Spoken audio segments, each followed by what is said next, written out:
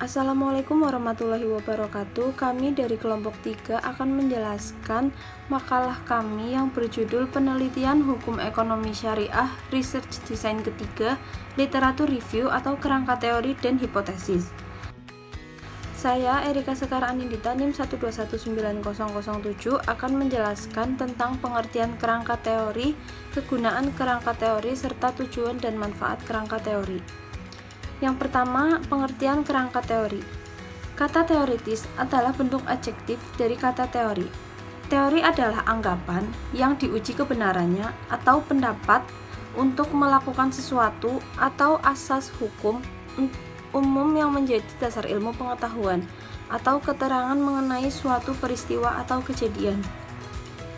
Nah, kerangka teoritik sendiri merupakan salah satu subbahasan awal dalam penyusunan penelitian yang keberadaannya sangat penting bagi peneliti ketika akan melakukan analisis terhadap suatu permasalahan yang dikaji, termasuk dalam pelaksanaan penelitian di bidang ilmu hukum. Untuk mendapatkan hasil penelitian yang maksimal, seorang peneliti harus mampu memilih dan menggunakan teori-teori yang tepat dan bersesuaian dengan permasalahan atau isu hukum yang diteliti. Tahap ini sangat penting karena merupakan dasar penyusunan kerangka teoritis yang berguna untuk menuntut pemecahan masalah. Oleh karena itu, dengan melakukan studi kepustakaan atau telaah kepustakaan, para peneliti mempunyai pendalaman yang lebih luas dan mendalam terhadap masalah yang hendak diteliti. Yang kedua, kegunaan kerangka teori. Kegunaan kerangka teoritis bagi suatu peneliti mempunyai beberapa kegunaan dinyatakan Surjono Sukanto, yakni yang pertama, teori berguna untuk lebih mempertajam atau lebih mengkhususkan fakta yang hendak diselidiki atau diuji kebenarannya. Teori berguna dalam pengembangan sistem klasifikasi fakta, membina struktur konsep-konsep serta perkembangan dan definisi-definisi. Selanjutnya, teori bisa merupakan suatu ikhtisar daripada hal-hal yang diketahui serta diuji kebenarannya yang menyangkut objek dan diteliti. Teori memberikan kemungkinan pada refleksi fakta mendatang oleh karena telah diketahui sebab-sebab terjadinya fakta tersebut dan mungkin faktor-faktor tersebut akan timbul lagi pada masa-masa mendatang. Selanjutnya, tujuan dan manfaat kerangka teori. Menurut Irawan mengemukakan pendapatnya bahwa tujuan dan manfaat kerangka teori dalam suatu penelitian yaitu sebagai yang pertama, kerangka teori membantu seorang peneliti dan menjelaskan definisi operasional variabel yang akan diteliti. Yang kedua, kerangka teori membantu seorang peneliti untuk menjelaskan dan menggambarkan pola hubungan antar satu variabel dengan variabel yang lainnya. Dan yang ketiga, kerangka teori membantu seorang peneliti untuk menentukan metodologi penelitian secara akurat. Yang keempat, kerangka teori memberikan gambaran kepada peneliti tentang rencana analisa data yang akan peneliti lakukan. Yang kelima, kerangka teori yang baik akan membantu peneliti melakukan penafsiran semua temuan penelitian secara proporsional. Kemudian cara menelaah kepustakaan. Yang pertama dengan mempelajari dokumen atau hasil penelitian terdahulu atau yang telah ada, dan yang kedua itu mempelajari berbagai buku-buku yang berhubungan dengan masalah penelitian. Jadi kerangka teori sendiri kan bahasan awal dalam sebuah penelitian. Nah, dari kerangka teori yang disusun berlandasan teori, dan teori disusun melalui telaah kepustakaan atau literatur, atau review literatur, atau survei literatur, atau literatur survei. Oleh karena itu, dengan melakukan studi kepustakaan atau telaah kepustakaan, para peneliti akan mempunyai pendalaman yang lebih luas dan mendalam terhadap masalah yang hendak ditelitinya. Sehingga suatu kerangka teori harus disusun secara logis dan konsisten. Artinya tidak ada hal-hal yang bertentangan di dalam kerangka teori yang bersangkutan. Kemudian mengenai hipotesis dalam penelitian hukum ekonomi syariah. Sebelum lebih lanjut, pengertian hipotesis sendiri. Hipotesa itu berasal dari kata hipo dan tesa. Hipo sendiri artinya lemah dan tesa artinya pernyataan. Dengan demikian, hipotesa merupakan pernyataan yang masih lemah, maka perlu dibuktikan untuk menegaskan apakah suatu hipotesa diterima atau ditolak berdasarkan fakta atau data empirik yang telah dikumpulkan dalam penelitian. Hipotesa itu lebih mudahnya dapat diartikan sebagai jawaban sementara. Jadi jawaban sementara dari suatu penelitian yang harus diuji kebenarannya dengan jalan meneliti. Kesimpulannya yang diperoleh dari pembuktian atau analisis data dalam mengkaji rumusan jawaban sementara atau hipotesis itulah hasil akhir suatu penelitian. Kemudian ciri-ciri hipotesis. Yang pertama, hipotesis harus menyatakan hubungan. Yang kedua, hipotesis harus sesuai dengan fakta. Yang ketiga, harus berhubungan dengan ilmu serta sesuai dan tumbuh dengan ilmu pengetahuan. Yang keempat, harus dapat diuji. Yang kelima, harus sederhana. Dan yang terakhir, hipotesis harus menerangkan sebuah fakta. Selanjutnya, sifat-sifat hipotesis. Nah, hipotesis ini memiliki sifat-sifat yang penting, yaitu yang pertama, setiap hipotesis ini merupakan kemungkinan jawaban ataupun jawaban sementara terhadap permasalahan yang sedang diteliti. Kemudian, sifat yang kedua yaitu hipotesis harus muncul dan memiliki hubungan dengan teori serta masalah yang sedang diteliti. Nah, artinya apa? Bahwa hipotesis ini harus memiliki keterkaitan dengan teori-teori dan juga masalah-masalah yang sedang diteliti. Kemudian sifat yang ketiga yaitu hipotesis harus dapat diuji tersendiri untuk dapat menetapkan hipotesis yang paling besar kemungkinannya. Nah, dalam hal ini untuk didukung dengan data empiris yang dikumpulkan menurut prosedur tertentu. Kemudian karakteristik dalam merumuskan hipotesis ini sebenarnya tidak ada cara merumuskan hipotesis secara umum.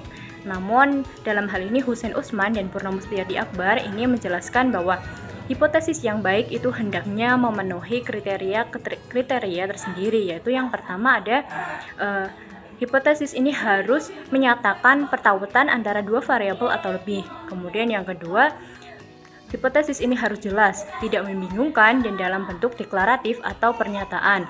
Kemudian karakteristik yang ketiga ini harus dapat diuji secara empiris. Nah, artinya apa? Bahwa seseorang mengumpulkan data yang terdapat di lapangan guna menguji kebenaran hipotesis tersebut.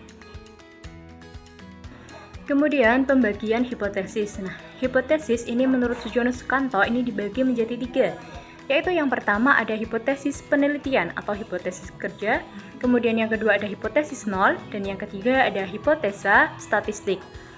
Yang pertama ada hipotesa penelitian, yang mana hipotesa ini dirumuskan dengan menggabungkan dua variabel penelitian dalam bentuk hubungan kausal atau sebab akibat. Nah, dalam hal ini, variabel pertama ini disebut sebagai variabel bebas, yaitu gejala-gejala ataupun faktor-faktor ataupun sifat-sifat yang menjadi sebab munculnya variabel kedua sebagai akibat. Dengan demikian bahwa variabel kedua ini merupakan variabel terikat. Nah, mengapa demikian? Ini karena variabel kedua ini muncul tergantung pada variabel pertama. Nah, dalam hal ini contohnya, jika hukum sebagai alat pengendali sosial melaksanakan usaha-usaha pencegahan kejahatan dengan baik, maka akan berhasil dengan mencegah kejahatan tersebut. Kemudian pembagian yang kedua yaitu hipotesa nol, yang mana hipotesa nol ini merupakan hipotesa yang menyatakan adanya kesamaan ataupun tidak adanya persamaan, tidak adanya perbedaan ataupun tidak terdapat hubungan antara dua kelompok masalah atau lebih. Nah, dalam hal ini apabila suatu hipotesa ingin diuji atau dibuktikan secara empiris, maka hipotesa nol ini merupakan sarana untuk menguji hipotesa kerja. Nah, hipotesa nol tersebut berbentuk sebagai suatu pernyataan terhadap gejala tertentu ataupun hubungan antara gejala-gejala tertentu. Hipotesa nol ini juga dapat dipergunakan dalam penelitian sosiologis empiris yang bersifat eksplantoris, yang mana tujuannya untuk membuktikan adanya hubungan timbal balik antara dua gejala ataupun lebih. Nah, hipotesa nol ini pada umumnya hanya dipakai dalam perhitungan statistik, yaitu untuk mengetes hipotesis tersebut dengan cara menganalisis datanya. Nah, apabila metode statistik itu tidak dapat untuk mengetes datanya, itu maka semua hipotesis ini harus diubah terlebih dahulu menjadi hipotesis nol. Kemudian pembagian yang ketiga yaitu hipotesis statistik, yang mana hipotesis statistik ini menyatakan observasi mengenai sampel ataupun populasi, baik itu manusia ataupun perkara maupun benda, dalam bentuk kuantitatif dan menggunakan adanya korelasi atau hubungan antara dua variabel ataupun lebih dari dua variabel. Keenam, kegunaan hipotesis. Hipotesis secara garis besar memiliki kegunaan, yaitu diantaranya A. Memberikan batasan secara memperkecil jangkauan penelitian dan kerja penelitian. B. Mensiagakan penelitian kepada kondisi fakta dan hubungan antara fakta yang terkadang hilang begitu saja dari perhatian peneliti. C. Sebagai alat yang sederhana dalam memfokuskan fakta yang bercerai-berai tanpa koordinasi ke dalam.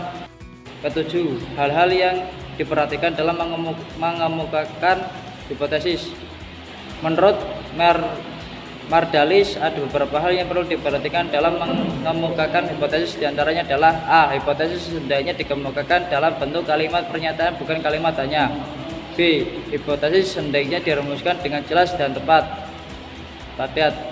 C. Hipotesis hendaknya menyatakan bahwa perhubungan atau adanya perbedaan antara dua atau lebih variabel. D. Hipotesis hendaknya dapat diuji, yaitu dengan tersedianya data yang akan dikumpulkan untuk mengujinya, sehingga dalam menemukan hipotesis diperlukan kemampuan peneliti dalam mengaitkan masalah-masalah dengan variabel yang dapat diukur menggunakan analisa. Kedelapan, tahapan-tahapan pembentukan hipotesis. Adapun tahapan dalam pembentukan hipotesis sebagai berikut. A. Penentuan masalah biasanya timbul karena suatu keadaan atau peristiwa yang terlihat tidak dapat diterangkan berdasarkan hukum atau teori atau dalil ilmu yang sudah diketahui. Dasar penalaran pun sebaiknya dikerjakan dengan perumusan yang tepat. Dalam proses penalaran ilmiah tersebut, penentuan masalah mendapat sebuah permasalahan masalah. B. Hipotesis pendahuluan atau hipotesis preliminer. Dugaan atau agape sementara yang menjadi pangkal tolak dari semua kegiatan. Hal ini digunakan juga dalam penalaran ilmiah. Tanpa hipotesa preliminer, pengamatan tidak akan terarah. Fakta yang terkumpul mungkin tidak akan dapat digunakan untuk menyimpulkan suatu konklusi karena tidak sesuai dengan masalah yang dihadapi. Mengingat tidak dirumuskan secara eksplisit dalam penelitian, hipotesis preliminer dianggap bukan hipotesis keseluruhan penelitian, namun merupakan sebuah hipotesis yang hanya digunakan untuk melakukan uji coba sebelum penelitian sebenarnya dilaksanakan. C. Pengumpulan fakta. Hanya dipilih fakta-fakta yang relevan dengan hipotesa preliminer yang perumusannya didasarkan pada ketelitian dan ketepatan memilih fakta. D. Formulasi hipotesa. C. Menentukan hipotesa dengan keadaan yang dapat diamati dalam istilah ilmiah. Hal ini disebut verifikasi.